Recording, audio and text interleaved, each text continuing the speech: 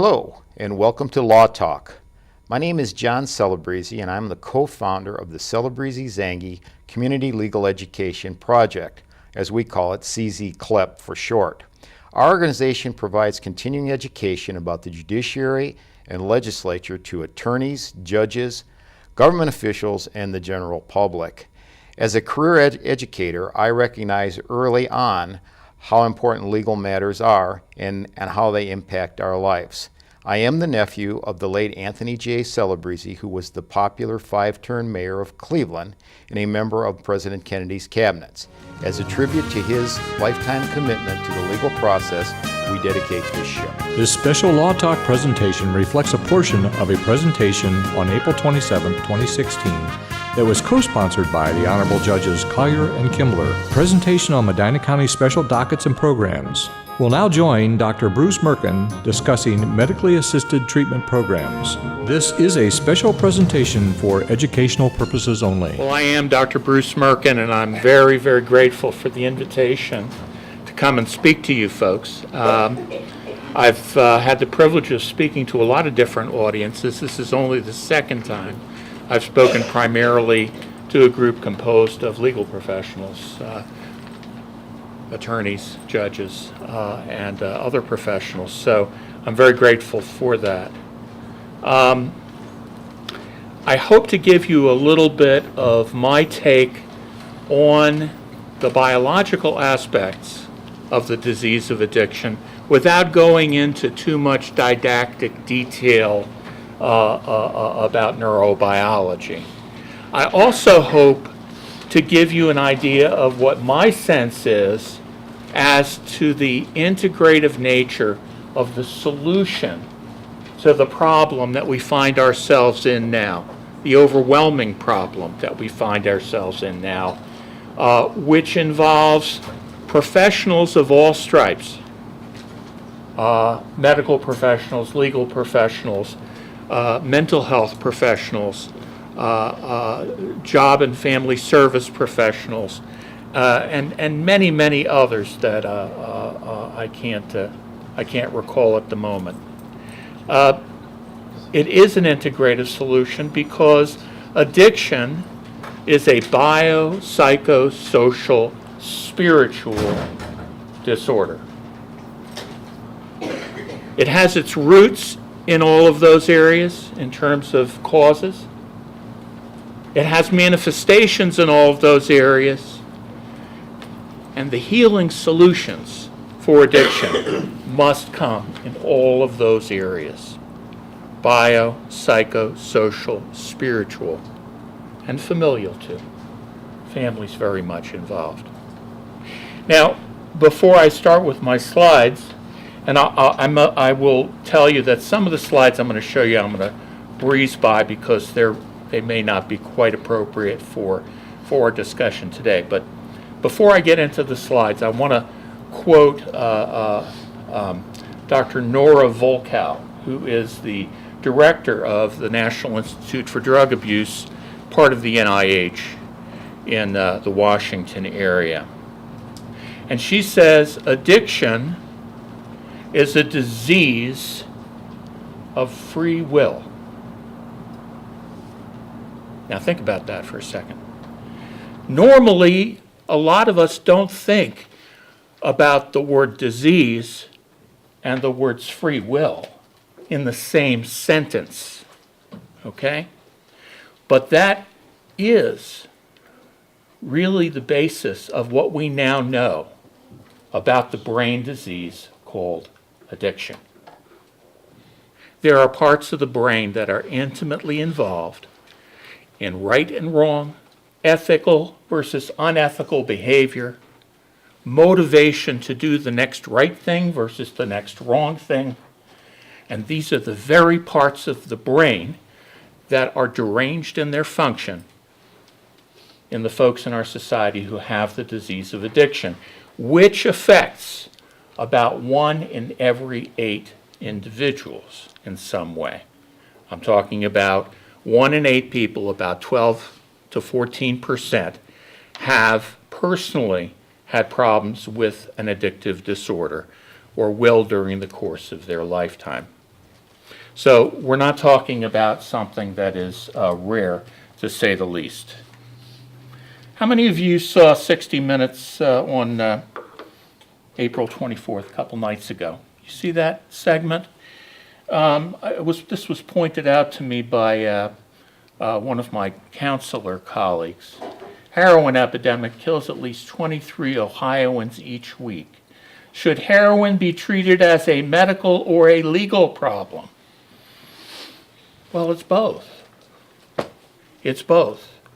If we hope to solve the problems that our society suffers from due to addiction, as I said before, professionals of all stripes have to contribute in our unique ways to solving the problem.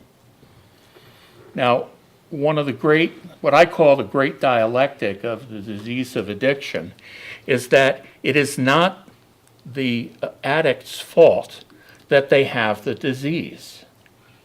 However, the addict is responsible for paying the consequences for the behavior that they engage in while they are thus affected. So just because we say something is a disease doesn't mean people are off the hook, for the consequences of their behavior. Quite to the contrary. I would really recommend, if you can go to the 60 Minutes website and take a look at this segment. They do have it on video. I'm sure it's up on YouTube by now. But they highlight, this is from Southern Ohio, by the way. I can't remember exactly what county. They highlight the work of a drug court, not very dissimilar to the one that I've learned we have here in Medina County. And they also portray a couple cases of individuals who've really run afoul of their disease and of the law. And in one particular case, a prosecuting attorney who doesn't really see the heroin problem as being due to a medical disorder at all, and is still sort of committed to just putting people away in jail. I think that most of us realize at the very least that that is not a perfect solution, and I'd go so far as to say it just doesn't work. So we're going to talk a little bit about the scope of the problem. I want to give you some addiction biology basics. We're going to skim through these three areas: behavioral manifestations, epidemiology, screening and diagnosis, and talk about opportunities for prevention and treatment, which I think is the meat of what you are asking of me today with the medication-assisted treatment. I just came back from Baltimore for the annual meeting of the American Society of Addiction Medicine. That is my professional organization. And Dr. Volkow was there, and these slides were part of her presentation. I was able to download them, and as a famous person once said, plagiarism is essential to all culture. And this is no exception, but I think to a good purpose.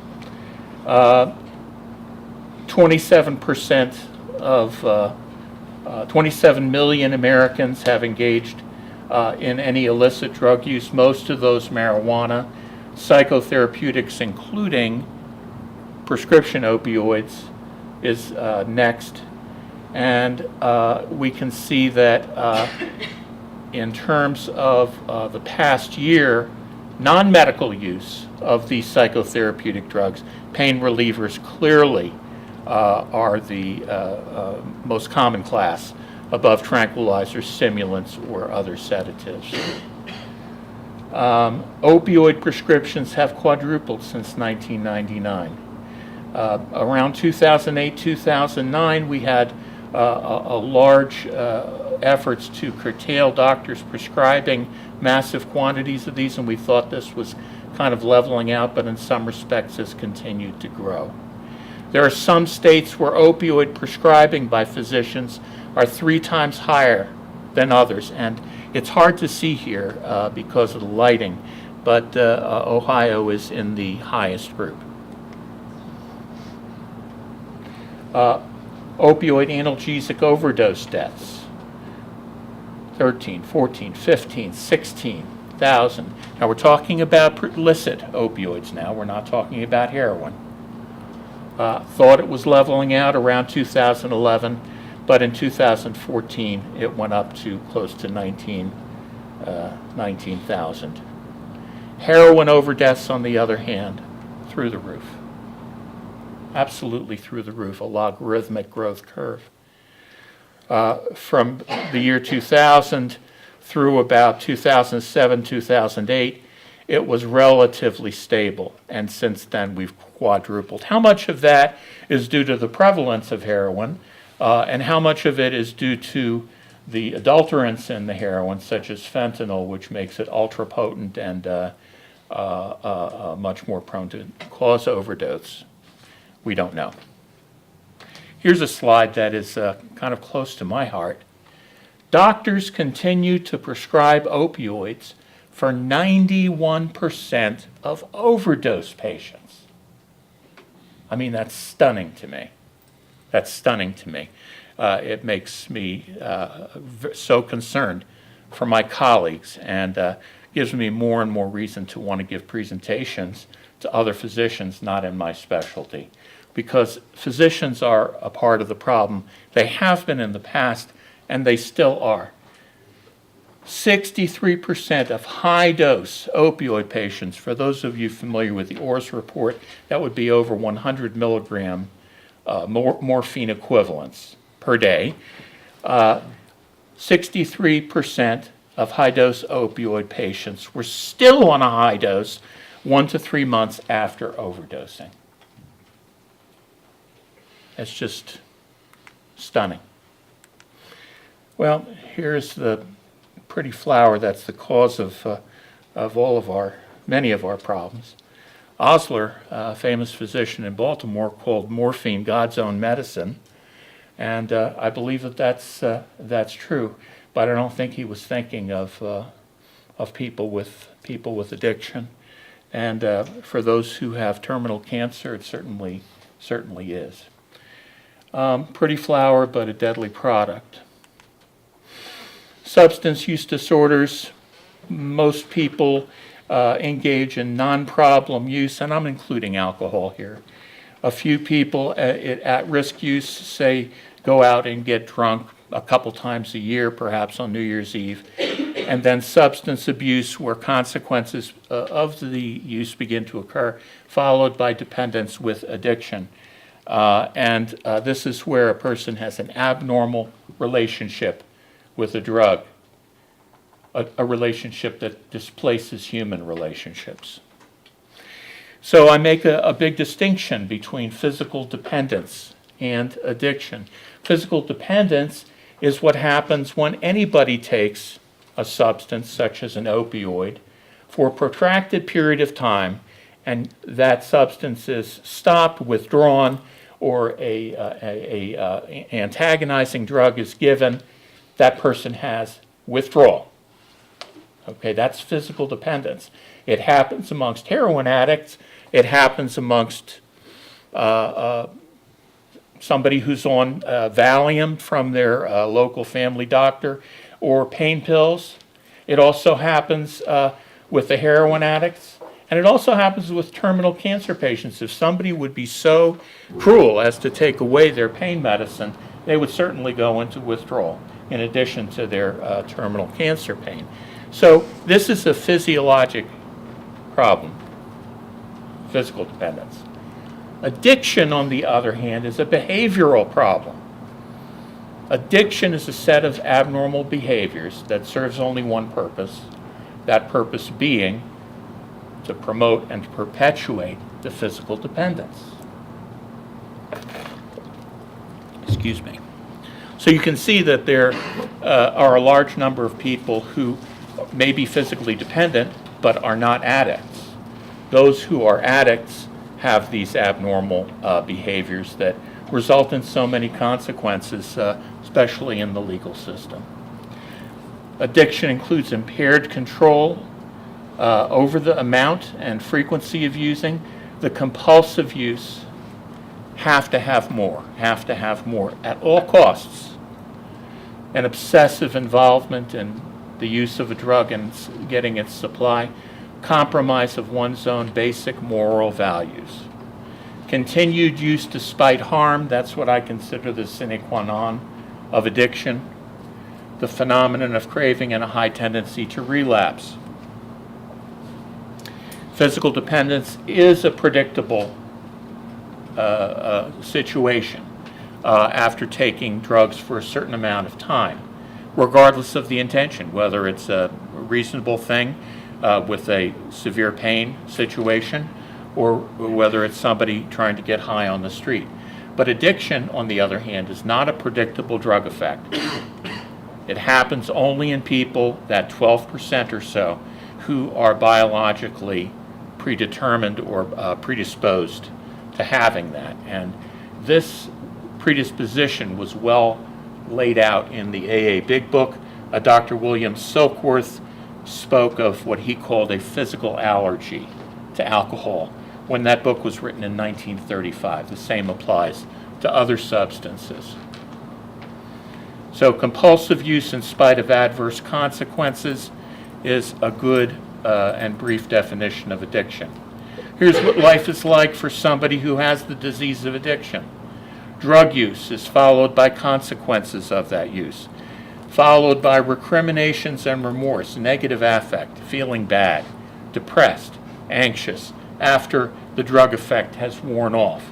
And that is only relieved by cravings for the drug, unavoidable compulsive thoughts about getting more, and that is only relieved by drug use. So around and around it goes. What powers this cycle? Two factors. Number one is abnormal neurobiology. People in that 12% do not have the same biology of their motivational system, their choice-making system, as normal people do. And the same is a behavioral driver, which is shame. Shame being not the same thing as guilt, which is feeling as though we've done something wrong and we can pay back a person or society for that wrongdoing.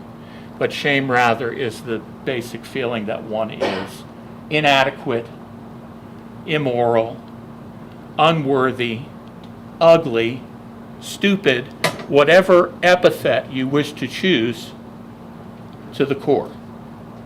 Okay? Addiction is a disease that feeds off of one's shame and also produces more of it as active addiction proceeds on. Okay? Salience. In the sense that I'm using this word, salience is the state or quality by which something stands out relative to its neighbors. Salience for a neurobiologist has to do with a choice, a behavioral choice, that has a greater payoff rather than a lesser payoff. And this is what the addicted person's brain is looking for. What is going to give the greatest payoff the soonest? Okay? So there are parts of the brain that are responsible for salience. And dopamine is a brain chemical that has a central role in salience attribution, especially in the near term, the next 15 to 30 seconds. That brain chemical tells a person with addiction whether they need to go for something in as short a period of time as 15 to 30 seconds. So people with addiction frequently have good intentions not to use on a particular day. But if something triggers this salience attribution, they can turn on a dime and be looking for more drug in very short order, 15 to 30 seconds.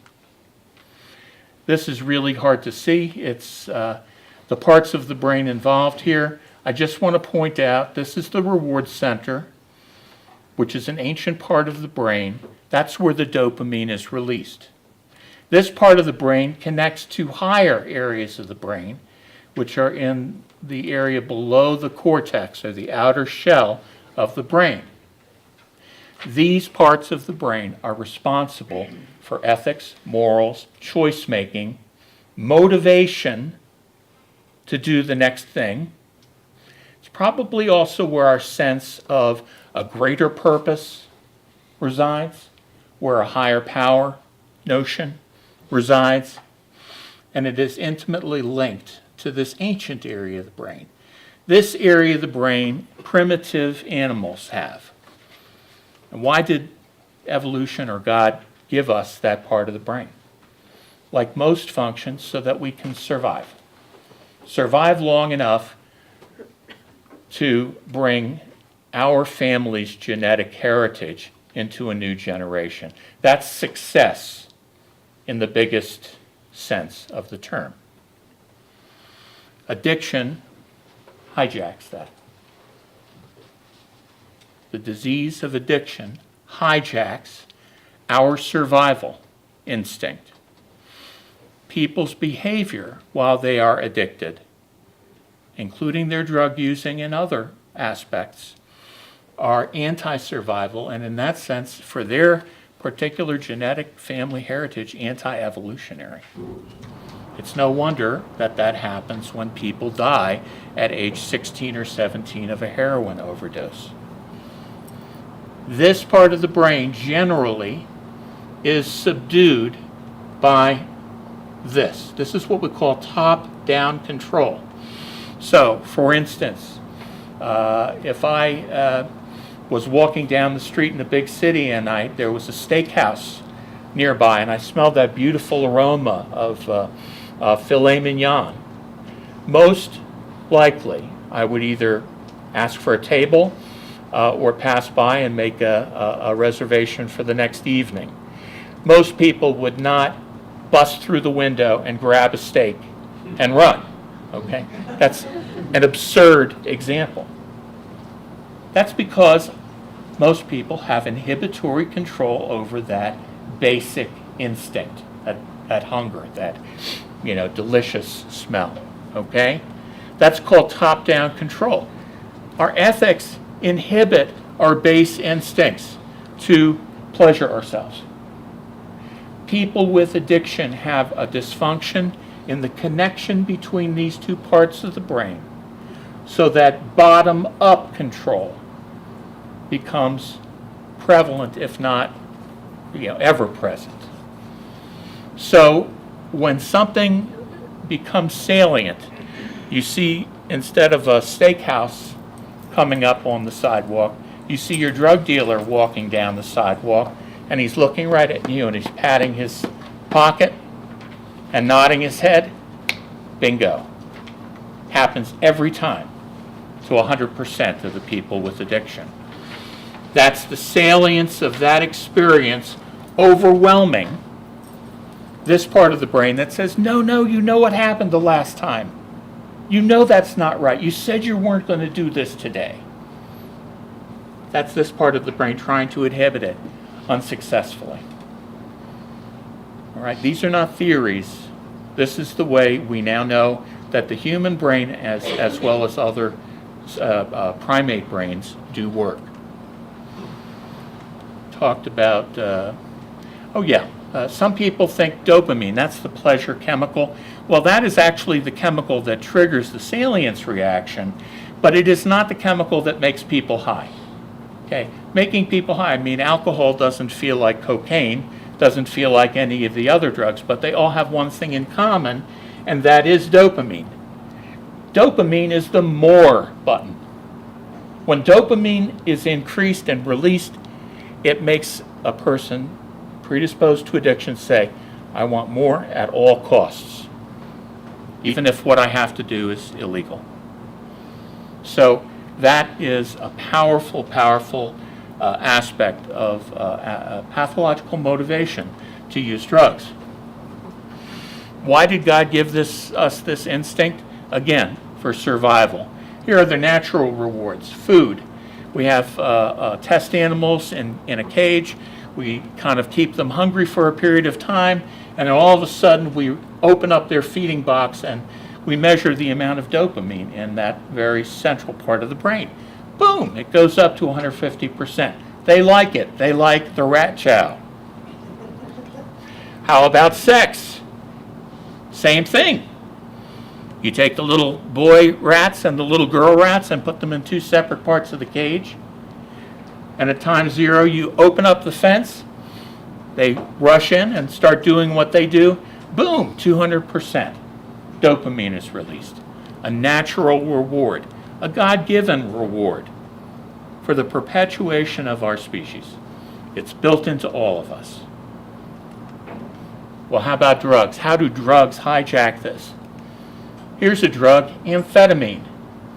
The little rats are given amphetamine. Boom! Not 100% or 200%, 1,000% increase in the dopamine due to amphetamine. Cocaine, 350%.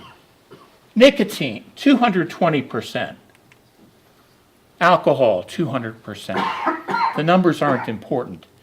The idea is that these drugs hijack the very part of the brain that God gave us so that we survive. And instead, people with addiction are engaged in the process of killing themselves. There are other non-pharmacologic stimuli to this system, including compulsive sex, compulsive shopping, exercise, gaming, and gambling. All of these increase that dopamine in the same way.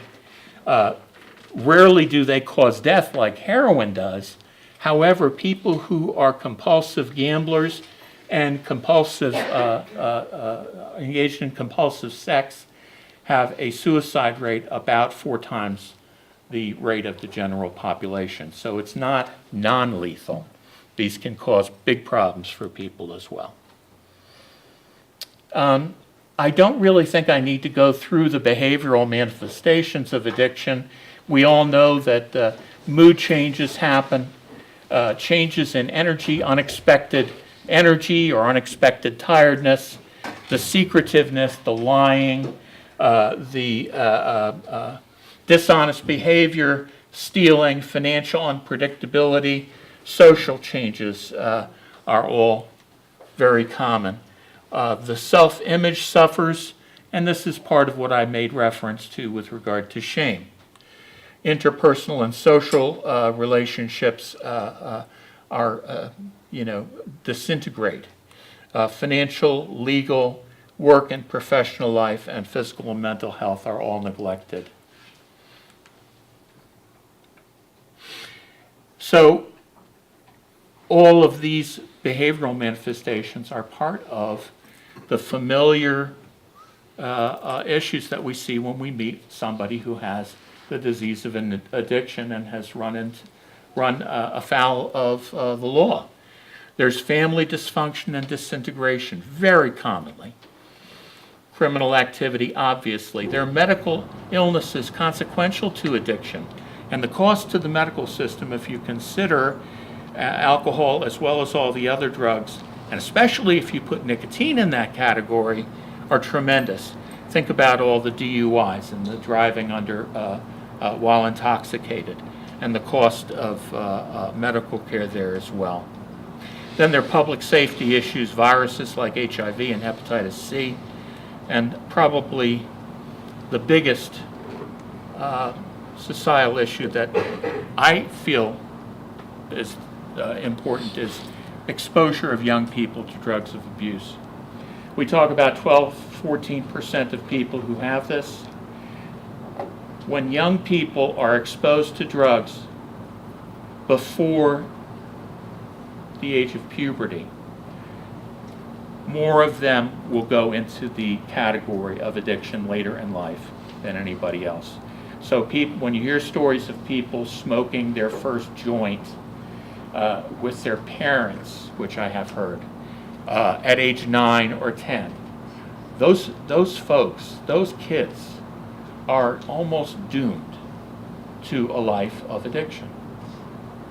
I heard from one patient's family that said that her sister was also an addict, gave her nephew his first shot of heroin, which I just about felt like I wanted to vomit at that moment. But that's the level of degradation that we're dealing with the disease of addiction. I mentioned the great dialectic. People with addiction have a brain disease. It's not their fault that they have it, nor is the disease in and of itself morally reprehensible. But people with addiction almost universally have engaged in appalling, harmful behavior, which is their fault, and for which only they are responsible. They must deal with the consequences of their actions. How do we achieve a balance with that? Well, we do it with organizations like drug courts. We do it by teaming legal professionals, counselors, and medical professionals to try to help these folks, and giving them consequences may be the very thing that helps them the most.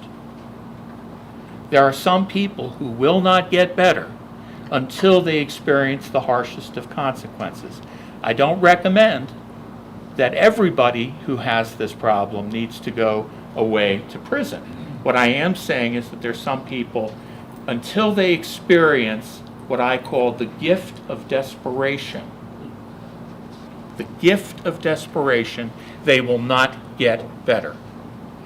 And desperation may take the form of an extended prison sentence.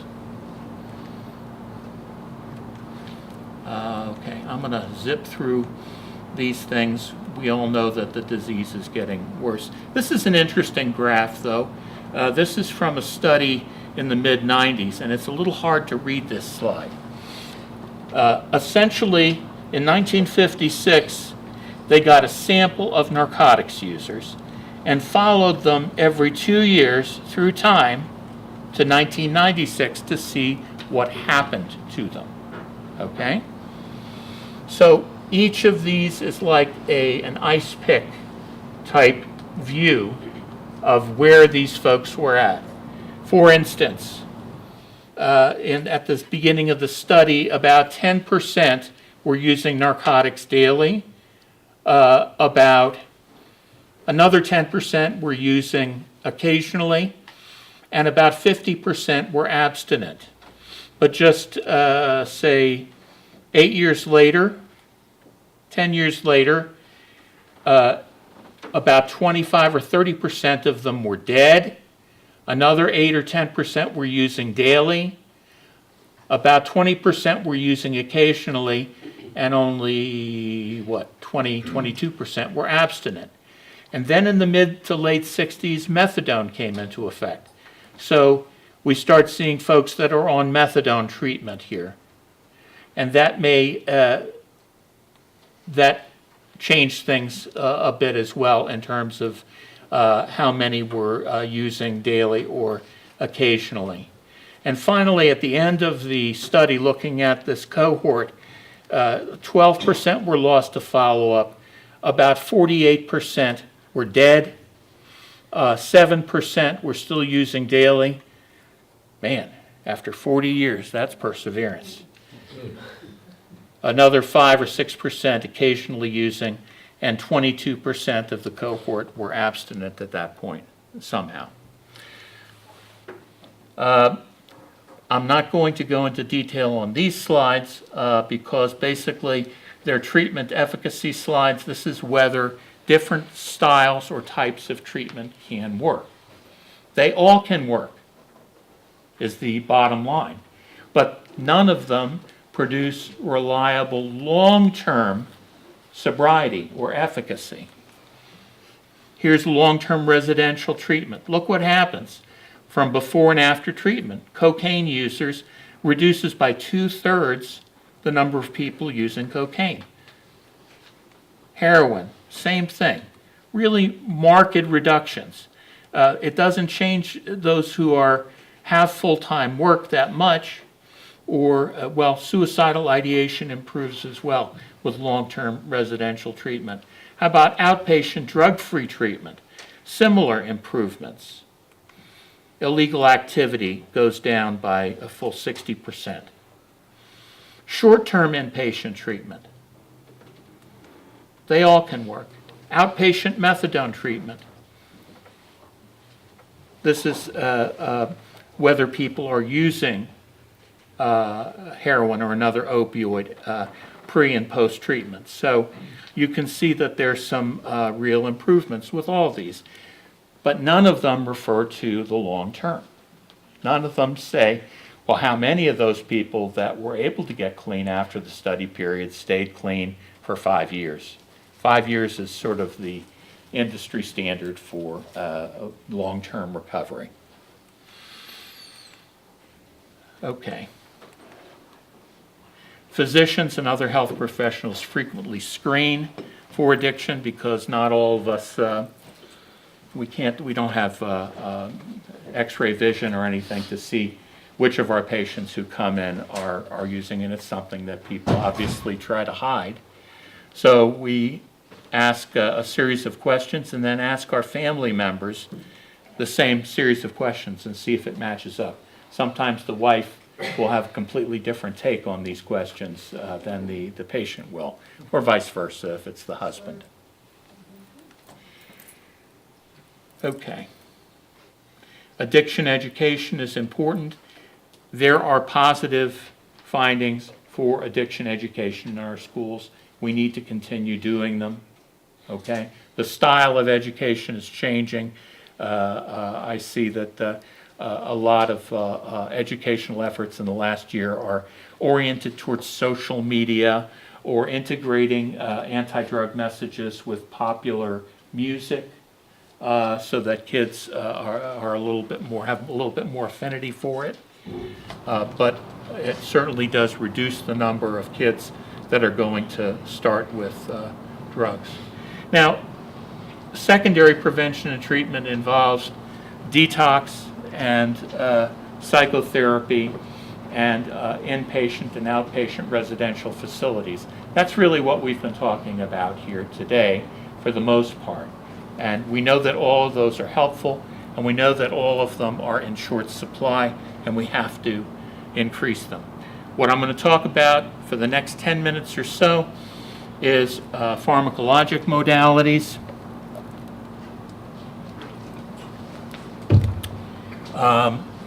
that can be helpful. Whenever I'm talking to a patient about giving a medication to help with their recovery, I'd let them know that they should not view this as being the treatment that will help them get recovery. Medications are only an aid to recovery under any circumstance. They do not work if they are not combined with other psychosocial treatments such as counseling. They do not work if they're not combined with spiritual treatments such as the 12-step programs and activity at church. So they are adjunctive. They are not primary treatment. They are essential. These other things are essential, not optional. Disulfiram is antabuse. That was the first anti-addiction medicine that came out back in the 50s or possibly even the late 40s. That is a medication that causes any alcohol that's consumed to result in a violent illness. So it's an aversive type medication. It's the only one out there. I generally don't prescribe it for my alcoholic patients. If they happen to have some heart disease that is not known to me, there have been a few cases where antabuse has resulted in heart attacks if they came in contact with alcohol. So I let that one alone. Acamprosate and naltrexone are two other more modern medicines that can be used to reduce the craving for alcohol. Depending on the person, they can be more or less effective, but they're not perfect. Naltrexone also is used for opiate dependence. And naltrexone is found in tablets and in a 30-day shot called Vivitrol. This is an excellent medicine that potentially can be 100% effective in that a person who is on this medicine that uses a narcotic, an opioid, will not feel the effects of that opioid while this medicine is in their system. It completely blocks the opiate receptor. It does not block the effect of marijuana, cocaine, alcohol, amphetamine, or any other drug. But opiates, it blocks. And that's a tremendous advantage. I am having more and more patients come to me looking for the shot, as they call it, Vivitrol shot, compared to the number who have come to me for suboxone treatment. Although it isn't quite equal yet, it's becoming more popular. And I frequently, when I see patients who come to me on suboxone that wish to continue, I may treat them with suboxone for a period of time and then recommend we segue into a Vivitrol treatment. And, you know, even if they've been on methadone, I sometimes will take them to suboxone for months or a year and then move from there to naltrexone in a tapering stepwise fashion. Vivitrol is an excellent medicine. Its main caveat or main problem is cost. A Vivitrol injection for one person that lasts about 28 days, retail price, full cash price, is about $1,400 per month, right? Naltrexone tablets, on the other hand, are $1 or $2 a day, just, you know, reasonable. The problem is, with both medications, is that with oral naltrexone, the addict will just decide to stop taking it when they want to get high. Lasts about 24 hours and then they're, you know, unprotected. Vivitrol will last for 4 weeks, which is great. But sometimes in the back of their head, if their addiction is not being treated with the other modalities, especially psychosocial, spiritual modalities, they may be planning their next relapse while the remaining weeks of Vivitrol is declining in their system. And then once that wears off, somehow accidentally on purpose miss their doctor's visit, and boom, no follow-up. What are they doing? Of course they're using again. So the whole reason Vivitrol was invented was to get around that compliance issue with the tablets. But even the Vivitrol is not perfect in that regard. There are some new formulations of the medicine in naltrexone or in Vivitrol, which are similar to the Norplant, okay, birth controller, or small pellets or rods containing the medicine are placed under the skin. They can be changed every 6 months.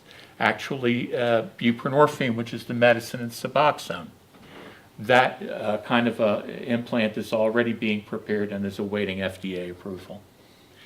So there are some solutions to long-term compliance problems, but nothing is perfect.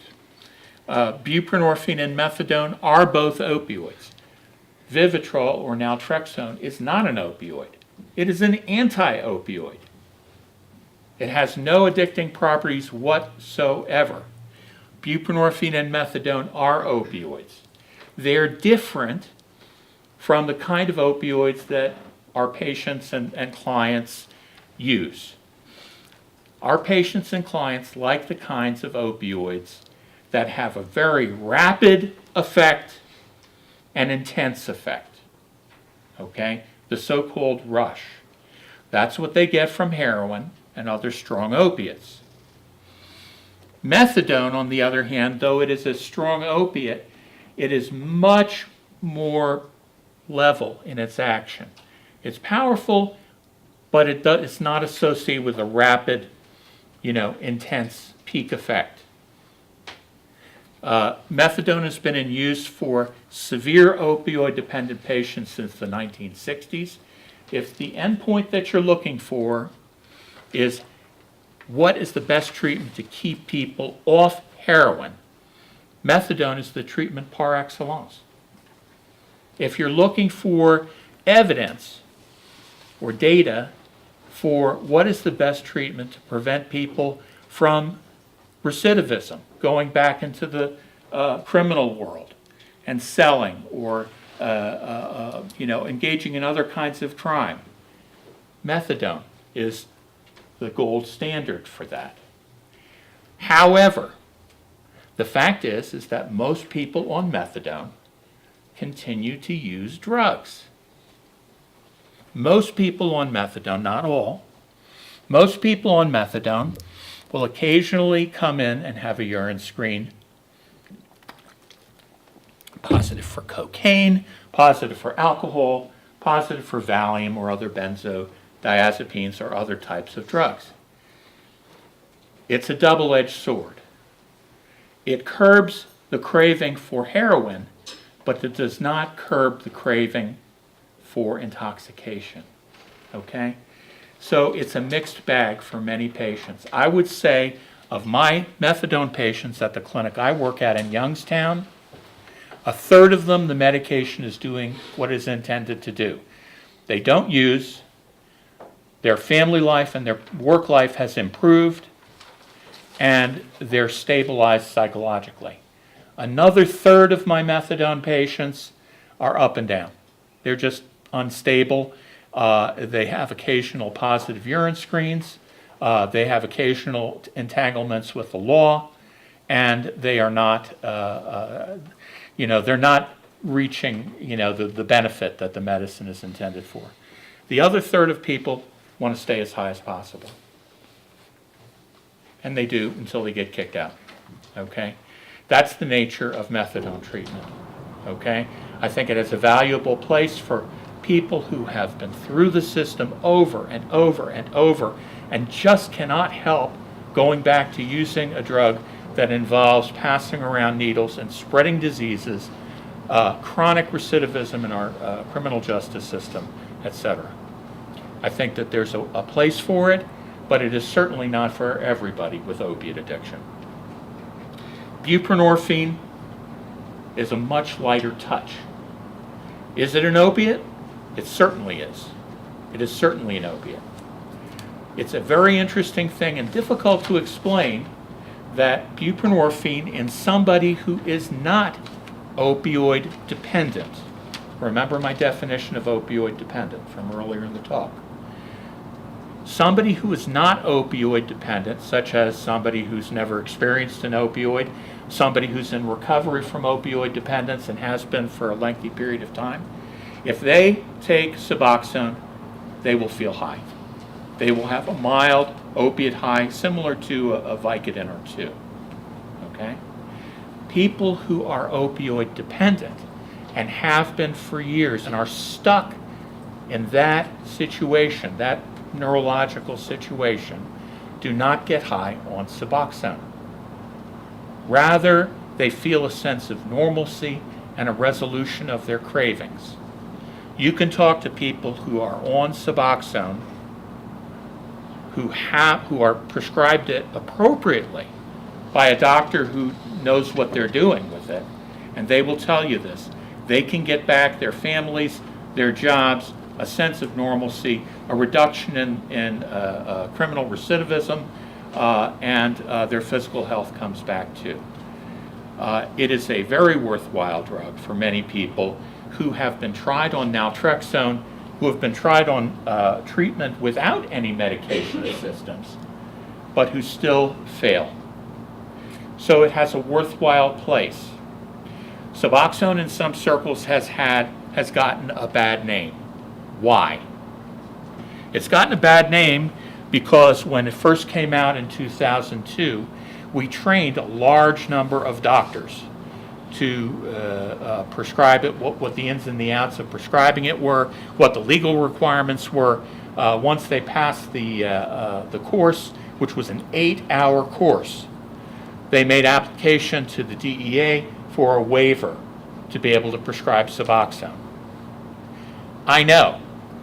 Not only did I take the course, I helped teach one of the courses in Cleveland.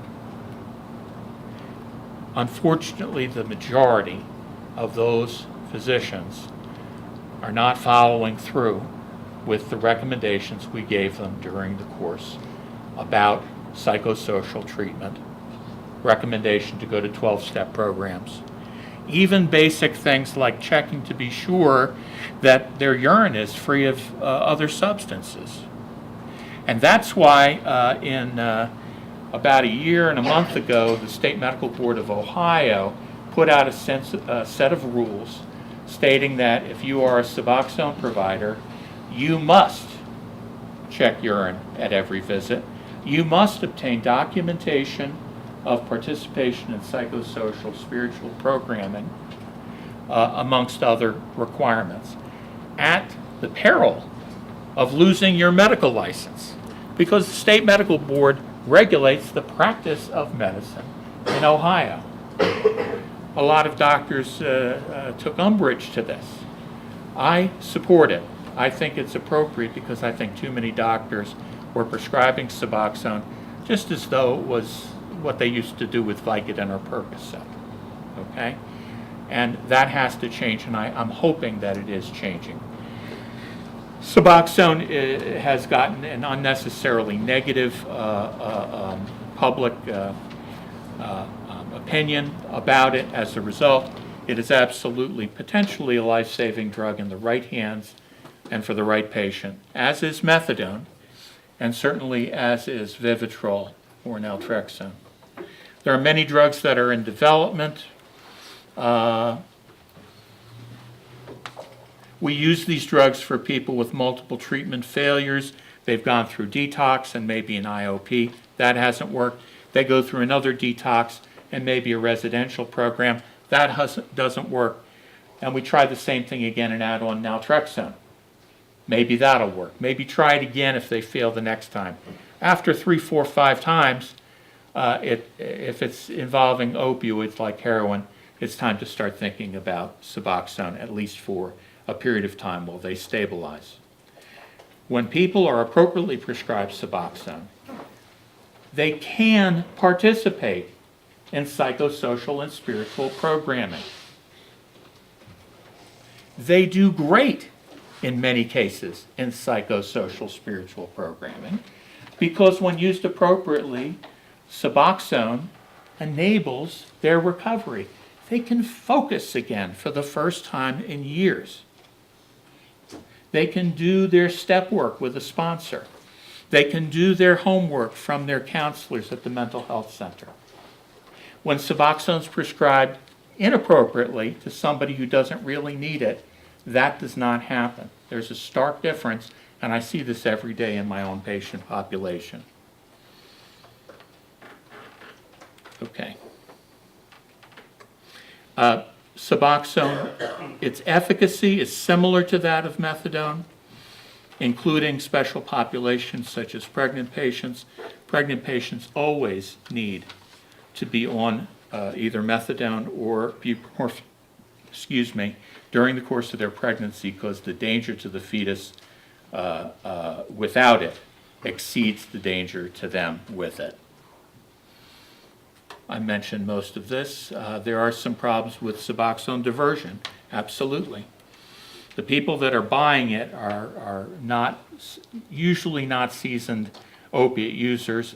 In some cases, however, we've heard that people are trading their Suboxone strips for heroin at their dealers. Okay?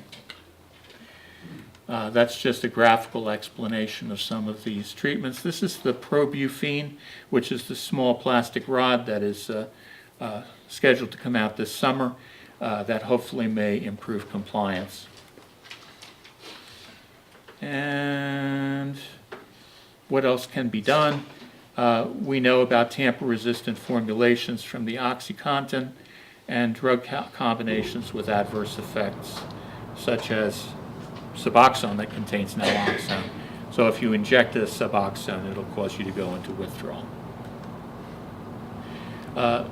Naloxone rescue programs are becoming more widespread.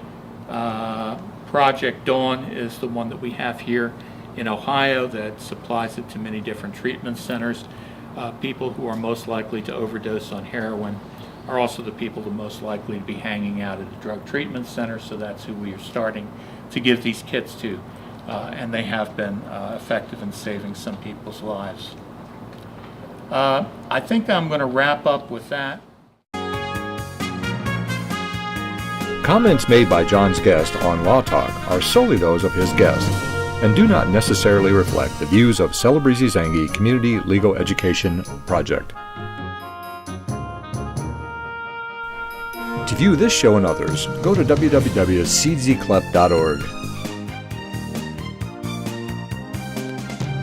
In the Wandsworth area, a complete listing of dates and times of this broadcast, tune in to WCTV Channel 15 or log on to wandsworthcity.com and follow the links to WCTV. At CZClep, we're devoted to the education of today's legal issues. Fueled by the public's keen interest in our legal system and current events, CZClep is dedicated to the educational venues aimed at enhancing the understanding by all citizens, regardless of age, education, occupation, or wealth. A function of the Celebrezze Zangy Community Legal Education Project.